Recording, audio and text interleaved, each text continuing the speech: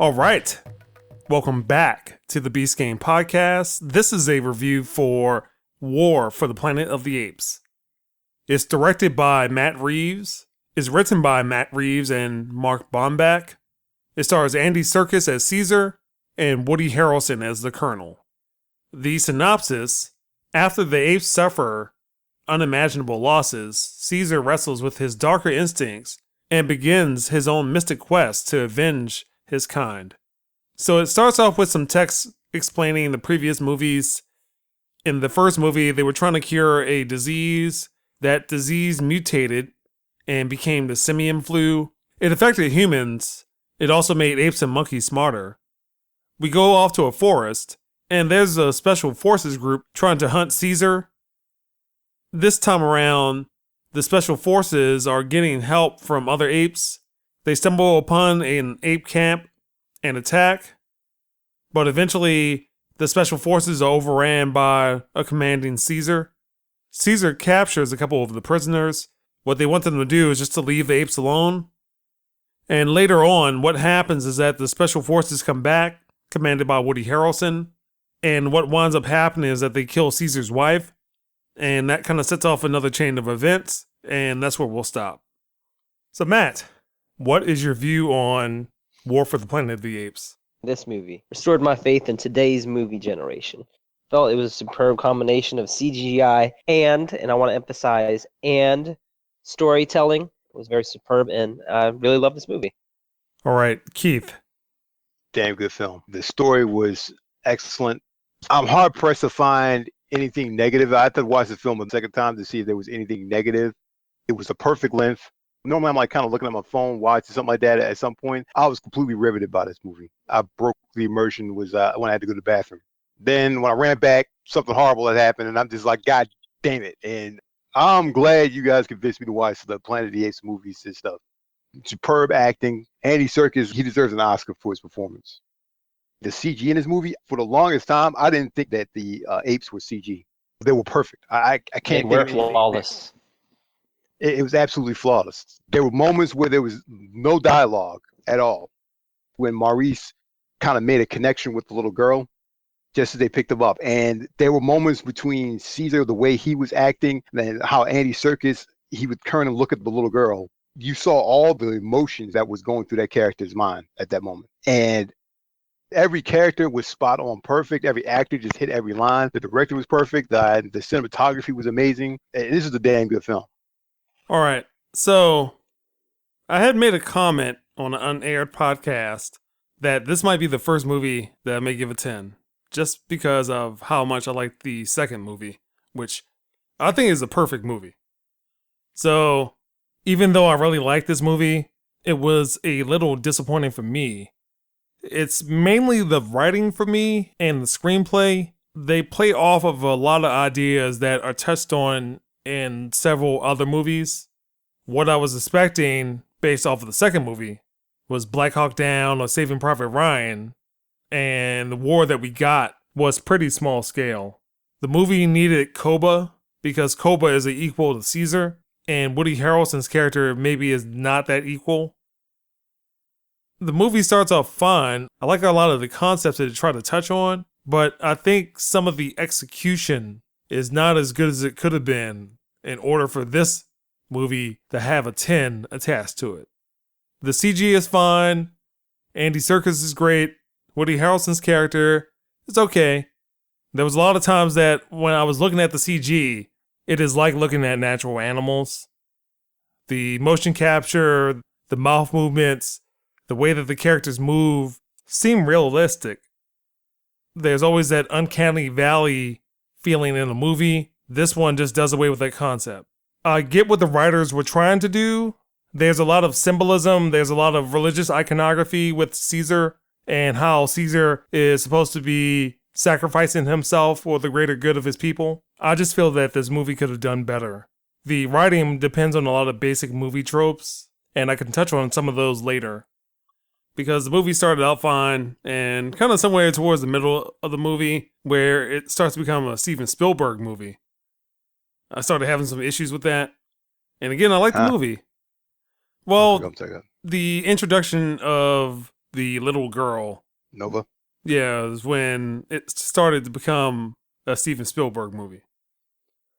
Dude, that's when the movie took on a whole different. I'm just saying, I didn't like Oh, okay. it. Yeah, I'll count that. Go ahead, please. Continue thoughts, Joe. I just believe that she was kind of pointless, and that the movie could have done the same job without her character. And what we kind of get is a combination of Roots and The Great Escape. Does anyone agree? I'd say Yes. so. Yep. I agree with that. The last part, the other stuff we'll have to discuss that a little bit. The scale of the war itself, for me, I watched Rise on Wednesday, Dawn on Thursday, and this movie on Friday. The first two movies were fresh in my mind, especially Dawn. This is their home, their permanent residence. This is where they were going to build their community. And it was only a few hundred apes. The humans, they only had half a battalion. It was going to be small scale in that regard. It was very contained, but it was no less, it was definitely a war in that regard. But as for the little girl, I mean, oh, come on. She was kind of the redemption of the humans. The first two movies, you only have one human who kind of redeemed the whole species. She was the one who wrapped it up, who redeemed them from all. She was at one point vulnerable. At the other point, she was useful. And at the other point, she bridged the gap between these movies and the original Planet of the Apes. So she was absolutely vital, I think. If anything, she might have served as like a bridge between the apes and the humans. Well, because that second movie did have that, as Keith described, and I think that was better done and better served in that movie. She was like the humans in the original Planet of the Apes movie, where they regressed back to unable to speak, didn't have their higher brain functions to reason out properly, but she began to act more like apes, not bestial or jumping around, scratching armpits and stuff, embracing that philosophy, working together, family is everything. Same time Caesar looked at her, he saw that he was becoming as terrible as the humans. I And really she did kinda not brought feel back like that. I agreed to some extent. It was that one scene they were just riding their horses from the beach to wherever, and Yeah, and Caesar. it becomes kind of a Western.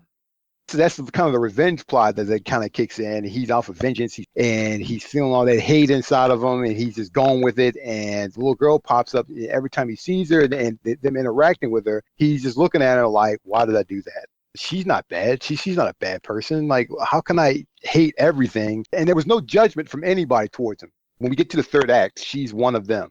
There was no question about her running down there to do that anyway. Her life was with those apes now, and I see your point about the Steven Spielberg moment, but this is like Steven Spielberg when he was 100% on point.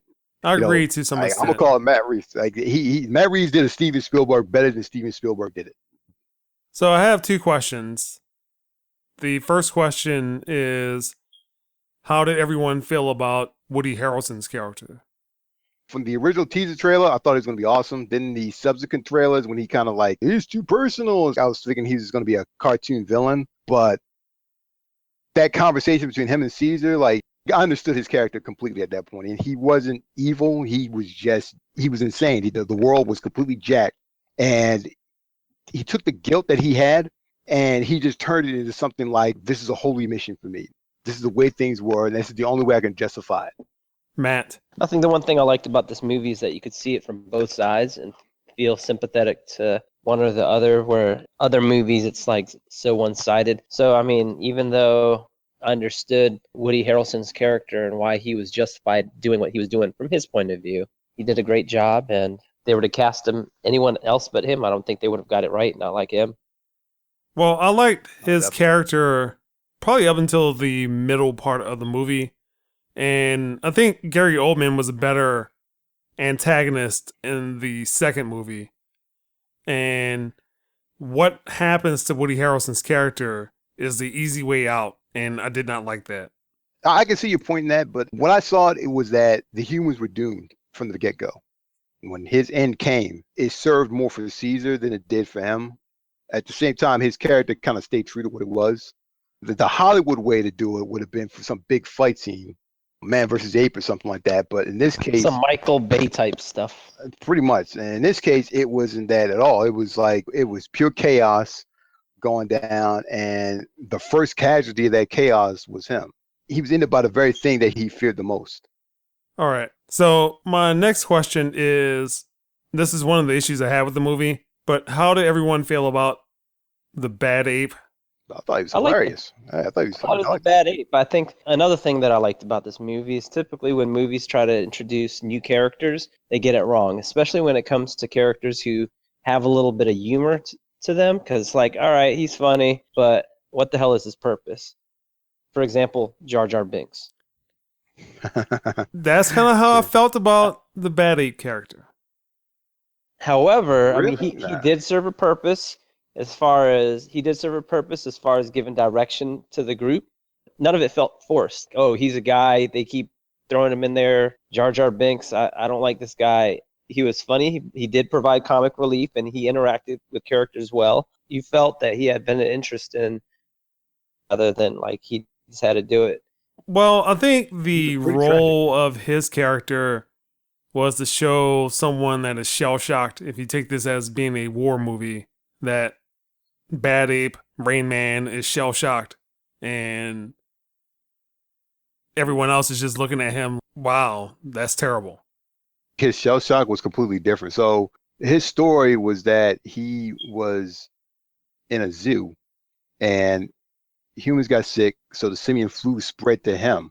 So basically, his character explained how the apes became the dominant species on the planet with no one to talk I to. understand that. So a lot of my problems with the movie deals with the script, and this aspect of the script where you have this hermit character that is somewhat off happens in a lot of movies. And it is a problem in this movie, at least for me. A run-of-the-mill script idea. He was well thought out because going into War of the Planet of the Apes, you thought that Caesar and his colony of apes were not the originators or the progenitors of the intelligent apes. The simian flu affected the apes differently. And you had this one who's a bad ape, kind of survived by himself alone. He's got enough knowledge because of his scavenging and everything that he's able to point them in the right direction. So, I mean, all hands, he was a useful and thought out character. I agree with Keith. So let's go to scores. And Matt, what score would you give this movie? I would give this movie a 9. I felt the pacing was perfect. The development of characters with an invested story plot was very good, especially considering all the crappy movies that have come out lately. Amazing trilogy, and set the bar even higher for what I hope will be a good summer. All right, Keith. This is close to being a 10 for me. Any movie that can tell a story with zero dialogue when they confronted Winter, dead silence in the theater. I was just thunderstruck.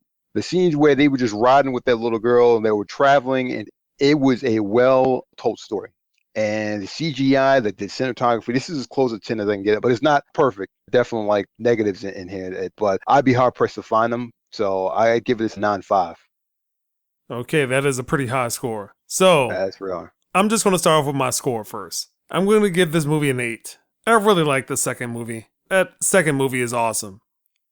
And that is a 10 movie to me. This movie, I liked a lot of the ideas, but I feel that the execution, as far as the writing goes, because it's not the same writing team. There's one person that is missing off of this team, and I feel like she contributed more to the story. This story has some elements that clearly pull from other movies. Again, like I said, The Great Escape, there's a Kunta Kinte scene.